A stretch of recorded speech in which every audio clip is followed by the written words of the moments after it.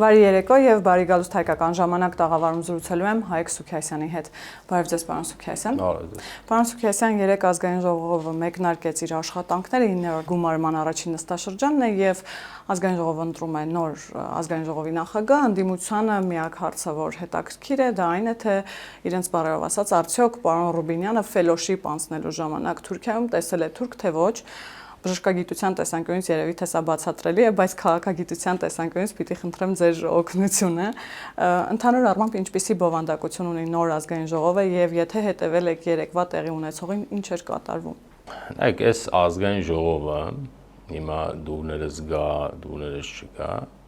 մի քիչ էլ ճաշակի հարց է։ Մեր պետության հավաքական ուժի եւ մեր հասարակության քաղաքական մտածողության արտացոլումն է։ Եթե օրինակ պետության ուժը այնպիսին լիներ, որ սրանք հնարավորություն չունենային մասնակցելու, ունենայք ուրիշ ազգային ժողով։ Բայց սա մեր օբյեկտիվ իրականության արտացոլումն է, հետեւաբար մենք սա պիտի նկատի ունենանք։ Այս ազգային ժողովը հիմա իհարկե բաներ կան, որ դե սրանք գրագրթության հետ կապված նախկինը, չգիտես, իբր գրագետեր, բան, դրանք մեծ հաշվով անիմաստ խոսակցություններ են, որովհետև տարբերություն կա, ասենք, ինտելեկտուալներն են պետության դեմ գործում, թե այտենց մի քիչ ինտելեկտուալները։ Արած գործը նույն բանն է, հակապետական մտածողության մարդիկ են, որոնք նրանք մի քիչ լավ են մխտռում, սրանք կարող են մի քիչ վատ մխտռեն, մի քիչ անգրագետ մխտռեն։ Նկատի ունեմ ընդդիմության տեղը զբաղեցրած հակապետական մտածողությամբ հատվածին, որ էլ եմ ասում, ընդդիմություն չի, դա ընդդիմություն է պետությանը։ Եվ մենք ունենանք մոտավորապես նույն խորհրդարանը, որտեղ այդ ընդդիմության տեղը զբաղեցած հատվածի կողմից Հայաստանի զարգացման միտված Հայաստանի անվտանգությանը, խաղաղ կյանքին, տնտեսական զարգացմանը ուղղված քննարկումներ չեն լինելու։ Լինելու են, նման զառոսներ, մխտռելու են, չեն կանգնելու, իհարկե, եթե իհարկե ստավայի ստրան ագրոմնա երկը դնեին, կկանգնեին, ձեռներն էլ հետևների ջեբեր դրած, օրինակ։ Դեզ այդ մարդիկ հայաստանյան եւ հայկական օրակարգի մարդիկ չեն։ Պարզապես ստացվել է այնպես, որ այդ մարդիկ հնարավորություն են ունեցել մտնել խորհրդարան, իրենց բուքսիրով բերել են, լցել են խորհրդարան եւ մենք կունենանք հակադրությունների, հակաթուրքականության թեզիսի, ռուսական կալինկայի զառոցի տենց շարունակություն մեր խորհրդանում ուժի բան չկա։ Այսինքն Ռուսաստանը իդեմս մեր ընդդիմության, ձևավորված նոր ընդդիմության ունի գործիքակազմ։ Ներկայացուցիչներ, ուղիղ ներկայացուցիչներ մեր խորհրդանում, բայց որը էլ եմ ասում, իհարկե Ռուսաստան բան, բայց մենք մեր հասարակությունից պետք է չկտրվենք։ Նայեք, մենք օբյեկտիվ չենք մեր վերլուծությունների մեջ։ Եվ մենք խուսափում ենք երբեմն մեր հասարակության քաղաքական կառուցվածքը ճիշտ վերլուծելուց, որովհետև դա քաղաքական իմաստով ձեռնտու չի, չգիտեմ, քաղաքական կոնյունկտուրայի իմաստով ձեռնտու չի հասարակության մեջ բարքերը վերհանելը, բայց մենք պետք է օբյեկտիվ լինենք, որ լուծում որոնենք։ Այսպիսին է մեր հասարակության քաղաքական մտածողությունը։ Տեսեք, նույնիսկ նտություններից առաջ դրանց վերաբերել հազարումի թղթեր հանեցին, չէ, որ այդ մեկը բանը ռուսական ՖՍԲ-ի աշխատակից է, ինչ է, բայց արդյունք չտվեց արդյունք։ Կարելի է ենթադրել, նույնիսկ հակառակ արդյունքը տվեց, հայության ռուսական մտածողությամբ հատվածի բնազդները ուժեղացրեց, հասկացան իրենցից է այդ մարդը, հասկանում եք, այստեղ մեր հասարակության հետ կապված խնդիրներ կա։ Դրա համար մենք այս 5 տարիները ինչքան կտևի, 5 տարի կտևի, խորհրդանը թող 5 տարի տևի, քիչ կտևի, թող քիչ տևի։ Այս ժամանակը մենք պետք է օգտագործենք մեր հասարակության հետ լավ աշխատելու։ Մենք մեր հասարակությունից պետք է չկտրվենք, ինքը պետք է փոխվի։ Դե համար ինչ ասեմ, մեր օբյեկտիվ իրականությունն է։ Պարոն Սուքիասյան, բայց հետաքրքիր է օրինակ ինչ է կարծում այդ ընտրազանգվածը, որ կա անդիմության գնացել է եւ ընտրել է այդ մարդկանց, որովհետեւ նրանք ռուսամետ կամ ռուսական ուժեն կամ ռուսական հայացքները հարող, չգիտեմ, համակրող, թե այնուամենայնիվ այդ թեզերը, որ ազգային արժեքներ, 300,000 ադրբեջանցիներ կգան, Թուրքիան, Ադրբեջանը մեզ կխժռեն, իրենք էլ ասում են, որ մենք ազգային ինքնության խնդիր ունենք նույն Հայաստան դաշինքը հիմա որ թեզն է ավելի շատ այսպես ասած ազդել այդ մարդկանց վրա որ սրանք ռուսական ուժեր են թե իրենք գալիս են որ մեր ազգային ինքնությունը փրկեն Թուրքիայից հատկապես Թուրքիայից եւ Ադրբեջանից կոմպլեքս է տարբեր պատճառներ տարբեր չափով են ազդել ես կարծում եմ գլխավորը ազդել է ռուսական մտածողությունը Մնացածը կոմպլեմենտար են, ձեռի հետ, ասենք 5% են ավելացրել կաթողիկոսին գանք, ասենք, ենթադրենք, չգիտեմ, որ իրենք կաթողիկ, ոչ մեր եկեղեցու հետ, կաթողիկոսի հետ կապ ունեն, քրիստոնեության, հայկական քրիստոնեության, ռուսական քրիստոնեության հետ կապ ունեն, հայկական քրիստոնեության հետ կապ չունեն, եկեղեցու հետ կապ չունեն, ոչ մի բանի հետ կապ չունեն։ Նա մի քիչ Թուրքիայի վախը բորբոքելը, որովհետև հայության մի հատված կա Թուրքիայի ծնված օրվանից վախը դրել են ջեբները։ Ես այն մեր կրթության խնդիրներն է, նայեք։ Մեր կրթությունը ոնց է, մարդիկ ծնված օրվանից ցեղասպանության հուշը միանգամից տալիս են ձեռները։ Էս էլ լավ բան չի։ Օրինակ, երևի մի քիչ էլ նաև ընտանիքից հուշով փոխանցվում է։ Օրինակ, նայեք, ես չեմ իմացել, ես ցեղասպանության մասին, ես դպրոցում չեմ իմացել, բայց ես իմացել եմ ցեղասպանության մասին։ Բայց ես դպրոցում չեմ իմացել, մինչև դպրոցում իմանալիս արդեն գիտեի։ Ինչ է դա? Դա խնդրեմ է, ընտանիքից կարող է գալ, չգիտեմ, բնազներով է գալիս, հուշով գալիս է ծնված օրվանից, այդ վախը կա հայության մի հատվածի մեջ։ Դա մենք կրթության հարցել ունենք, մենք պետք է հասկանանք, որ չի կարելի միանգամից գնացիկ, միանգամից ցեղասպանությունից սկսում են, որ սկսում են Թուրքիայի լեշը հանել տալ այս ժողովրդի ձեռը։ Դե համար հա, մի հատված այդ վախ ունի, մի հատված կա անասնական վախ ունի, չի հասկանում, ինչի է վախենում, բայց այդ վախը օբյեկտիվ մեջը կա։ Բորբոքեցին այդ ամեն ինչը Միգուցե բնական է, որ զգալի հատվածը նաև փողով առած ձայներ են, էս էլ է պրոբլեմ։ Այսինքն մենք ընտրության փիլիսոփայությունը մեզ մոտ լրիվ ուրիշ բանի վրա է։ Բարձում է մենք առևտուր, այն որ ասում են մենք առևտուրի ժողովուրդ ենք, դա տենց է, մի հատվածի մոտ էլի, էդ էլ է տենց է, կրթության հարցեր կա, զարգացած չենք շատ, այսինքն կոմպլեքս հարցեր է, տարբեր բաների բորբոքելու վրա եկան այս մարդիկ, նաև նկատի ունենք, որ հասարակության մեջ կա հատված ամեն դեպքում, որ ինքը այլընտրանքը որոնում է, կարող է դրանց մեջ լինեն նաև նորմալ քաղաքացիներ, նորմալ մտածողությամբ, Հայաստանի կյանքով անհանգստացած քաղաքացիներ, այդպես գնացել են, այլընտրանք չեն տեսել, գնացել են։ Այսինքն այդ տարբեր հարցեր կա, բայց ես կարծում եմ գլխավորը իհարկե ռուսական մտածողությունն է, որը ես առիթ ունեցել եմ ասելու, հիմա էլ եմ ասում, մեր ազգային մտածողության բաղադրիչ է։ Խուսափում եք ընդունել, այդ ուրիշ հարց է, բայց այդպիսին է, դա ազգային մտածողության բաղադրիչ է, մենք պետք է անենք դա ջարդել։ Իդեպ կաթողիկոսի մասին խոսեցիք, պարոն Սուքիասյան, երեք ուժեղ Հայաստանը եւ Հայաստան դաշինքները գնացել են կաթողիկոսից Գայգին բեից օրհնություն ստանալու եւ իրենց տարածած հաղորդագրության մեջ առնվազն ասվում է այն, որ մտքերով են փոխանակվել Գայգին բն իր դիրքորոշումներն է հայտնել, այսինքն այս մարդը նկատի ունեմ Գայգին բն շարունակում է մնալ ընդդիմադիր գործիչ։ Այո։ Անկամ նրանից հետո, որ քաղաքացիական պայմանագիրը իր նախընտրական ծրագրում գիտեք, ամրագրել էր, որ եկեղեցու բարենորոգումը իրականացնելու առաջին կետը կաթողիկոսի հեռանալն է, եւ այդքան մարդ ձայն է տվել քաղաքացիական պայմանագրին, դա ենթադրում է, որ նաեւ կողմ են այդ օրակարգին, բայց դա իրեն չի խանգարում նորից շարունակել նույն ընդդիմադիր կեցվածքը։ Այո, որտեղ ինքը համառ մարդ է եւ այդ մարդը քրիստոնյա չի։ Ձևականորեն շատ բաներ կարող է եւ բարձր գործակալական ցանցն է։ Նախ այդ մարդիկ, որ գնացել են կաթողիկոսին, արա, դուք ազգային ժողովի падգամավորներ եք, դուք քաղաքական գործիչներ եք, չէ՞։ Դուք ձեր քաղաքական ինստիտուտը թողել եք, վազել եք, գնացել եք մի հատ եսիմում եք գտել, ասես մեզ օրհնի։ Որ դուք հիվանդ չեք։ Այսինքն, տեսեք հարցը որն է, բայց նաեւ պետությունը շրջանցելու տրամաբանություն է։ Պետությունը բանում է, խորհրդարանում է, եկեղեցում չի։ Բայց իրենց վարքը ինչ է, իրենք մերժում են պետությունը։ Այն մնացածը ձևական բաներ են, տատուսարև, պապուսարևի չկանգնեցի, որովհետև հորողբորը ստեղեն այդտեղ չէր, կաթողիկոսը տեսակ սուտ է։ Պետությունը ամեն ինչ անում են պետությունը շրջանցելու։ Իրենց արածը հակապետական բան է։ Այդ պարզապես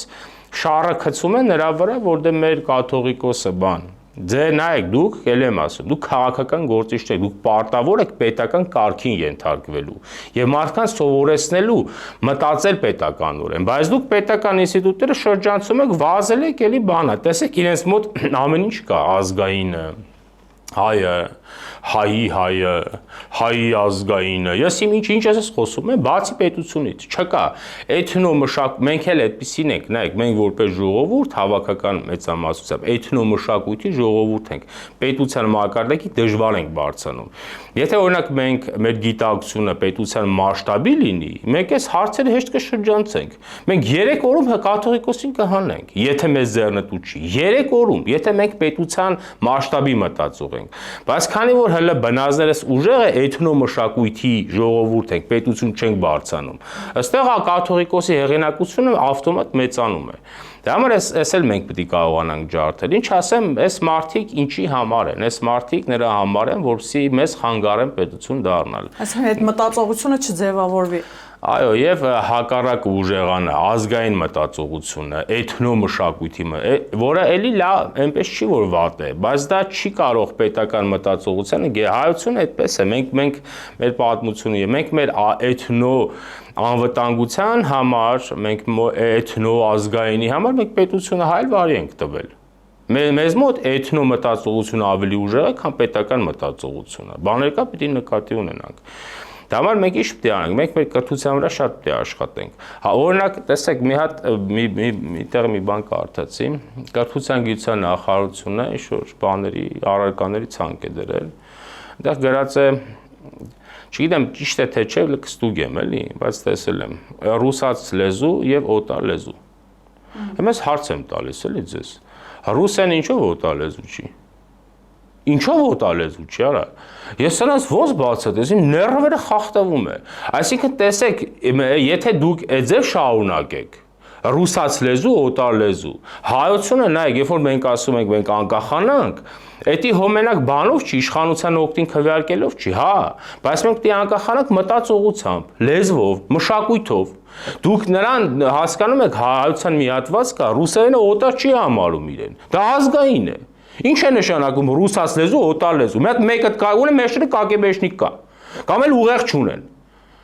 Այսինքն այս բաներ կա, դուք պետք է թողեք, դուք պետք է օգնեք այս ժողովրդը անկախանա, նախ անկախանա լեզվա մտածողությամբ։ Ուզած այս հարցեր կա, որոնք մեզ խանգարում են, բայց մենք պետք է կամ չգիտեմ, այտենց ավանդույթի ուժով արել են, չեմ կարող ասել, բայց պետք է փոխվի, դա օտար լեզու է։ Ուզում ասել, սրանք հարցեր են, որոնք մեզ անընդհատ մեր կողքից քայլելու են, բայց մենք այդ հարցերը հասկանանք եւ լուծումներ որոնենք։ Պարոն Սուքիասյան, հասկանանք նաեւ ավանդույթի ուժն է, որ որոշ զանգվածի մոտ նաեւ այդ ընկալումը կա, այդ համոզմունքը կա, որ առանց Ռուսաստանի մենք կամ շատ փոքր ենք, կամ ոչնչի ունակ չենք, մենք առանց Ռուսաստանի կկործանվենք, այսինքն ամեն դեպքում այդ մտածողությունը կա, պարոն Սուքիասյան, եւ հենց այդտեղից էլ ծնվում է այդ հայտնի թեզը, որ մենք գալիս ենք ձեզ փրկելու։ Հա ճիշտ է, բայց դրանք որը սխալ է իհարկե, բայց դրա համար ճանապարհ է պետք անցնել այդ թեզերը ջարդելու համար։ Մեր պատմագիտական ինքն էլ է դրա վրա հիմնված, չէ՞, փոքր ժողովրդի թեզիսի, եւ միանգամից հղում անում են Մովսես Խորենացու վրա, ասում են, այ Մովսես Խորենացին այն գլխից ասել է, որ մենք փոքր ածու ենք։ Բայց այդ պատմաբանները Մովսես Խորենացի չեն կարդացել։ Խորենացին ինչ է ասում, ասում է մեր թուլությունը մեր հավաքական քչության մեջ է, մեր ժողովրդի քչության մեջ է։ Դրա համար ասում են մենք մեր քչությունը պետք է փոխարինենք մեր որակով։ Ասա հա փոքր ածու ենք, բայց թիվը նկատի ունի։ Բայց սրանք քանի որ հոգեկան հիվանդներ են ու Խորենացի չեն կարդացել, ասում են դե տես Խորենացին էլ է ասել փոքր ենք։ Հետո սովետական տարիներից ներդրվեց այդ փոքր ժողովրդի թեզիսը։ Հետո 90-ականներին դա սկսեց տաքացվել, փոքր ժողովուրդ եք, փոքր ազգ ենք, յոլլա գնացեք, հա ինչ կարող ենք, այս դրվեց ինքը սկսեց դա ձևավորեց հոգեբանություն մարդկանց մոտ, մտածողություն, եւ ինքը սկսեց նաեւ այդպես քաղաքականությամբ զբաղվել, քանի որ դու փոքր ես, բան չես կարող անես, ուրեմն կախվի սրանից դրանից։ Հետո սկսեցին օրիենտացիոն մտածողությունները ուժեղանալ, քանի որ փոքր ես, ուրեմն դու պիտի կողմնորոշում ունենաս, կամ ռուսամետ պետք է լինես, կամ արևմտամետ պետք է լինես, կամ արևելամետ պետք է լինես, չգիտեմ։ Սրանք հա կան, բայց մենք սա պիտի հաղթահարենք։ Ես պահանջում եմ, առաջարկում եմ բոլորին, հրաժարվեք այդ հոգեմաշանող թեզիսներից, դա ձեզ զրկում է նախ մտածելու ունակությունից։ Երկրորդ էլ եմ ասում, դա սխալ է, դա կեղծ է։ Հիմա Լյուքսեմբուրգը փոքր է, Իսրայելը փոքր է, Իսրայելը մեծից փոքր է տարածքով։ 24000 քառակուսի կիլոմետր են 10000-ը չօգտագործող տարածքի անապատ է, բայց փոքր է։ Այսինքն, բայց դա մեր մեջ դրել եմ, որովհետեւ կախված լինես։ Իհարկե դա ռուսական մտածողությամբ հատվածն է ներդրել մեր մեջ, բայց դա բորբոքվել վերածվել է մեզ մոտ մտածողության եւ հոգեբանության։ Դրա համար մենք սա պետք է հաղթահարենք, բայց սա ոնց կարող ենք հաղթահարել, եթե մենք պետություն դառնանք։ Պետություն չի կարող պետություն եղող ժողովուրդը մտածի, որ ինքը փոքր է։ Հիմա Ամերիկան է, մեծ թե Ռուսաստանը։ Ասենք Ռուսաստանի տարածքը 17 միլիոն քառակուսի կիլոմետր է, չէ՞։ ԱՄՆ-ն միլիոն քանիս է, չէ՞։ Հիմա ով է մեծ։ Այսինքն այս մտածողությամբ պետք է չառաջնորդվել։ Երկրորդը ժողովուրդների մեծ ու փոքրը չի որոշում է չափերով։ Որոշում մշակույթով, քաղաքակրթությամբ։ Դրանց է միականի որ այդ բանը կա, փոքր ես։ Միանգամից կողքից զռոցնել կա, ռուսն էլ մեծ աղբեր է տա։ Միանգամից նշանակել է ռուսին մեծ աղբեր։ Բայց այդ չափերով չի որոշում, չէ՞, պետությունների ժողովուրդների մեծ ու փոքր։ Ոնց որ ընտանիքում, չէ՞, ոչ մեկ չի ասում, որ այս աղբերը 150 կիլո է, ուրեմն ինքն է մեծը։ Այդպես չափորոշիչ չկա, չէ՞, բայց դրել է ռուսը մեծ աղբեր է։ Եթե աղբերն ակարը չաղաղբեր լինի, բայց մեծը մենք ենք։ Մշակույթ քաղաքակրթությամբ չափեք, մեծը մենք ենք։ Անթրոպոլոգիայով նայեք, մեծը մենք ենք։ Բայց դրած է այս բաները, դրա համար սրանք բորբոքում են անընդհատ եւ թուրքականության բանը լեշնել հանում տալիս են հայության ձեռը, հենգալքից ծնված օրվանից ցեղասպանությունը սովորած ապրած է, այդպես վախ կա մեջներս։ Դրանց պետք է հաղթահարել գլխավորապես կրթությամբ։ Պարոն Սուքիասյան, նաեւ պետության մակարդակում կամ պետական գործիչների առաջին դեմքի մակարդակում չի եղել գնահատական երբևէ խորհրդային միության տարիներին ժողովրդի մի ստվար զանգվածնել, վստահ եմ դուք էլ կճանաչեք նման մարդկանց, հատկապես մեծահասակների, երբ նոստալգիայով են հիշում, ասում են, օ, սովետի տարիները, մենք երջանիկ էինք։ Միգուցե նաև պետության մակարդակում պիտի լինի այդ գնահատականը, օրինակ ես հիշում եմ, օրերս Ալիևը բավական համարձակ հայտարարություն արեց, որ խորհրդային միության տարիները Ադրբեջանի համար եղել են ստրկության տարիներ, եւ զարմանալի էր դրան Ռուսաստանի արձագանքը մեղմ։ Այսինքն միգուցե պետք է նաև այդ գնահատականը տրվի։ Կգա ժամանակ կտրվի։ Պարզապես մեր պատմագիտական միտքը դախացած է եւ այդ պատմագիտական միտքն է, որ դեռևս պայքարում է, որ ԽՍՀՄ-ի հուշը ուժեղ մնա։ Նախ ԽՍՀՄ-ի հուշը մեր ժողովրդի մեջ ուժեղացրեց Հայաստանի մինչ հեղափոխական անցյալը, որովհետև այնպեսի այլանդակ պետություն ստեղծեցին, որ մարդիկ անկախությունից զզվեցին։ Եվ սովետի հուշը ուժեղացավ մարդկանց մոտ, այդ իրենք են ուժեղացրել։ Թե չէ սովետից ինչ, սովետական միությունի վերջի մի 25 տարին էլի նորմալ ապրել, քիչ թե շատ նորմալ էլի։ Թե չէ սովետական միությունը դա աշխարհի ամենաայլանդակ պետություններից մեզ համար ընդհանրապես ամենաայլանդակ պետություն։ Մենք սովետում բացի ողբերգությունից ուրիշ բան չենք տեսել։ Այդ որ մարդիկ զառում են, բա սովետական գործարանները ստեղծել, սովետարա, բա հələ թող այդ առաջին հանրապետությունը մնա, տեսեք դուք այդ ձևի պետություն կլինեիք։ Այսինքն կարող է այս պետությունը էլ վարի տակ տեղը մի հատ ուրիշ բան սարքեք, 4 հատ գործարան, հետո ասեք տեսա 4 հատ գործարան է սարքել։ Էլ այդ պետությունը թող մնա, կտեսնենք, այդ առաջին հանրապետությունում պետական համալսարան է ստեղծվել Ալեքսանդրապոլում։ Այդ առաջին համալսարանում առաջին հանրապետություն շատ բան է 2 տարվա մեջ։ Չխորանանք, էլի։ Դեռ ասեմ, նաև մեր պետության ուժը դեռևս այնքան չի, որ այդ գնահատական լինի, ուժը տեղը գա, կանի։ Հիմա օրինակ, երբ որ մարդիկ նաև իշխանությունից պահանջում ինչ չես արել, այն չես արել։ Հա, միգուցե օբյեկտիվ են, բայց շատ օբյեկտիվ չեն, որովհետև այն ժամանակ ուժը տեղը չէր։ Հիմա ուժը հավաքելով դուք տեսնում եք, որ ինքը անընդհատ փոփոխություններ է անում, անընդհատ սրա դեմ պայքարի միջոցներ է որոնում։ Երբ որ կգա մեր հավաքական պոտենցիալը պետության ուժը այնպեսին, որ մենք կարողանանք այդ հարցերը, մենք այդ հարցերը կդնենք։ Եվ ոչ միայն սովետից, շատ ուրիշ ռուսականից էլ, ընդհանրապես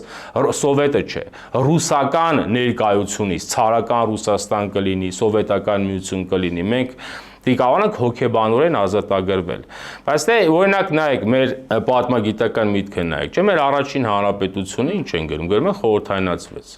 Աշխարհում ամենահիմար, ամենատգետ եւ հակագիտական տերմինն է։ Ասենք տեսեք ինչ է, պետությունը օկուպացվել է, բայց գերել է խորհրդայնացում։ Ասում ես արա, ինչ, ասենք ես որ խորհրդայնացել եմ, ասենք ինչ է իմ այդտեղում, ասենք ես կարմրեցի, ինչ։ Բայց տերմին են կպցրել նվազազույթ է, այսինքն երևույթները մեղմացնելու ձև է, այսինքն ոնց է, չէ, ասենք գողանալու փոխարեն ասում են վերցնել, չեն գողացել, վերցրել եմ։ Հիմա պետությունը օկուպացրել է, վախենում են գրել օկուպացիա առաջին հանրապետության, գրում են խորհրդայնացում։ Որտեվ սա մեր պատմագիտական մտքի ոճիրն է եւ այդ սովետական պատմաշինությունը սովորածները շատ դժվար է այդ մարդկանց բան բացատրելը, շատ որտեվ 70 տարի,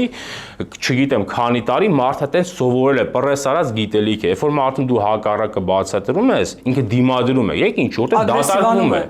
Դատարկվում է մարդը, նա իր 70 տարվա գիտելիքի ձրկվում է, հասկանում եք, այս մի քիչ հոգեբանական բաներ էլ կա։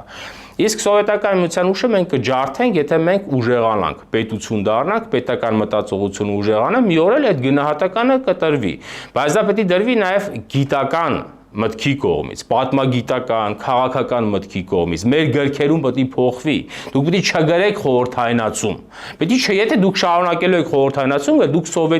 սովետի ուժից հրաժարվել չեք կարող։ Կգրեք օկուպացիա, կհրաժարվեք։ Ուզում ասեմ 1000 հարցեր կա, ընթացքում կփոխվի։ Եվ պարոն Սուքիասյան, թեև տեղի ունեցավ Պուտին-Փաշինյան հեռախոսազրույցը,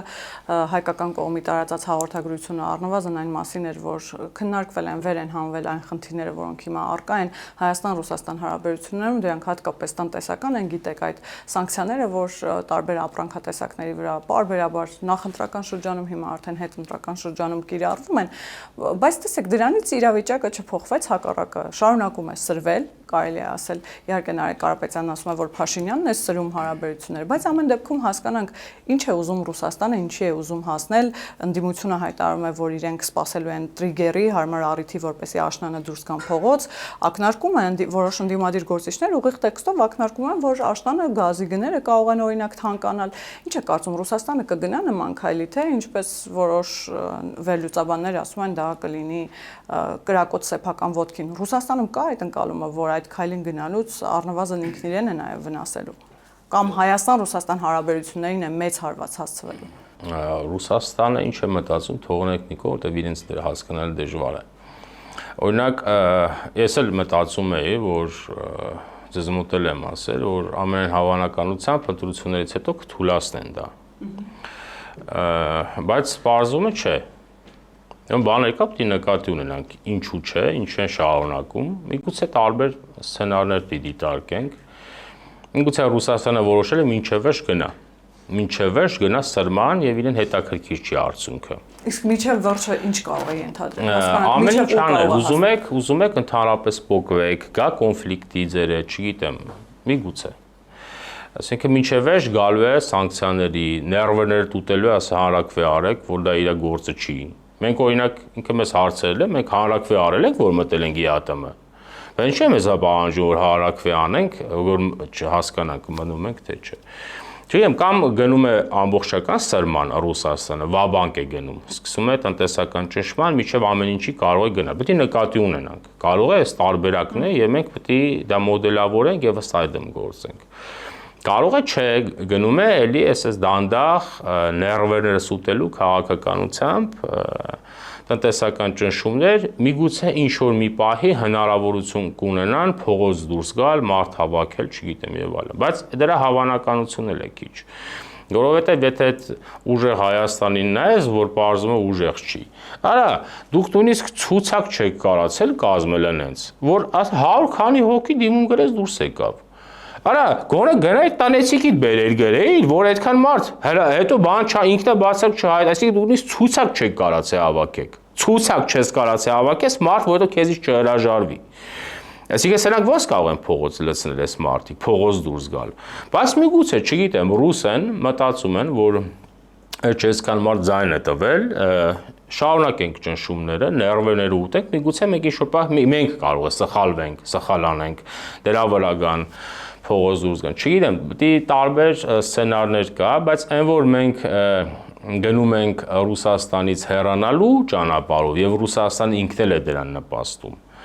Խելք ունենային չէին նպաստի, խելքները գլուխները կհավաքեին, հայության բնազդները կուժեղանար, կարող է իշխանությանը չթողել շատ Ռուսաստանից հեռանալ, բայց Ռուսաստանը իր քայլերով ստիպում է մեզ հեռանալ, միգուցե չգիտեմ, գնան ավելի մեծ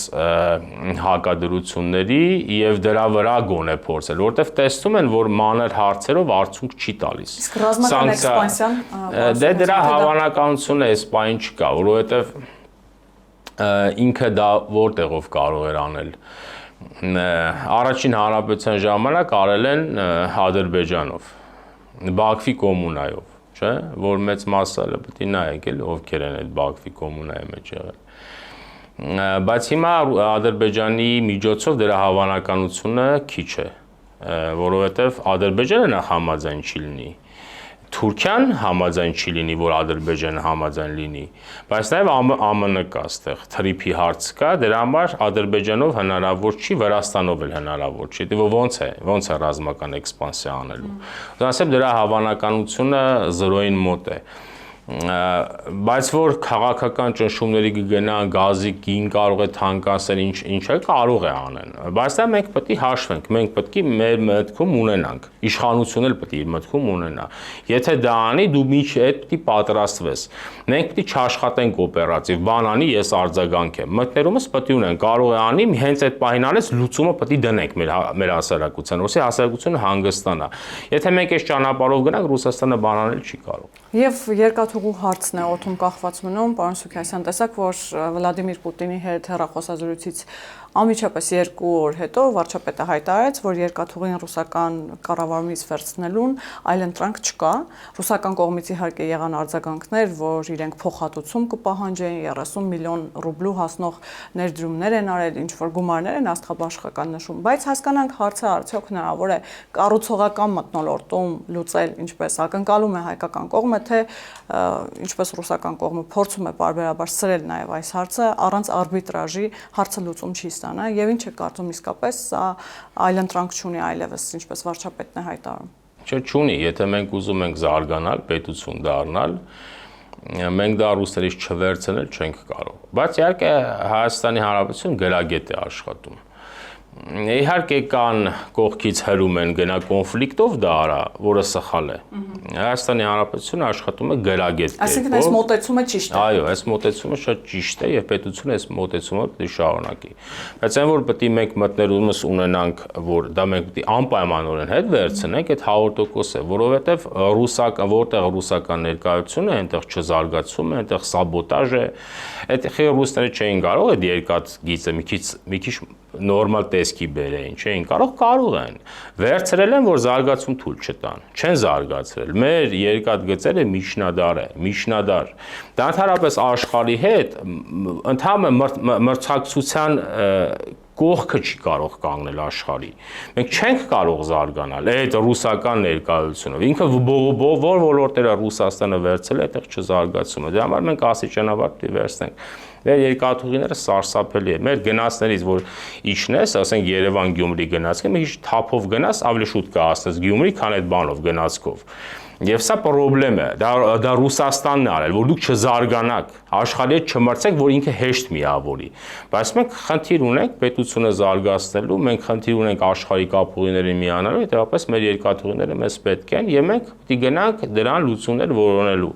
Կանենք դա խզումով, եթե Ռուսաստանը մենք դա ստիպված ենք անելու։ Բայց Հայաստանի Հանրապետությունը ինքը գրագետ է, ինքը հարցը հասունացնում է, հետո լուծում է, ոչ թե այն գլխից է միանգամից 4 հոգի ասում են, չգնա հենց հիմա վերցրել, կա այդ տենց չի է, դե խելքով աշխատես։ Միջազգային հարաբերությունները խելքն է, հույզերը չեն։ Հույզերով որ լինի, պետք է մենք ընդհանրապես Ռուսաստանի հետ կապ չունենանք, բայց քաղաքականություն դրա վրա չի, հաշվարկի վրա է։ Մենք հասունացնում ենք խնդրեմը, հետո խնդրեմը արագ լուծում ենք։ Այսօր նորմալ է։ Ռուսաստանը այն ինչի համար չի ուզում, գիտեք, ի սկզբանե նաև առաջարկ կար, որ կոնցեսիան փոխանցեք մեկ այլ երկրի, Ռուսաստանը կտրուկ արտահայտվեց, այսինքն այդ քայլով, որ փորձում է կոնցեսիան եւ երկաթուղին պահել իր կառավարման ներքո, պարոն Սուքիասյան, Ռուսաստանը ինչ խնդիր է լուծում, ինչից է փորձում հեռու պահել Հայաստանին, ինչու է փորձում նաև այսպես ասած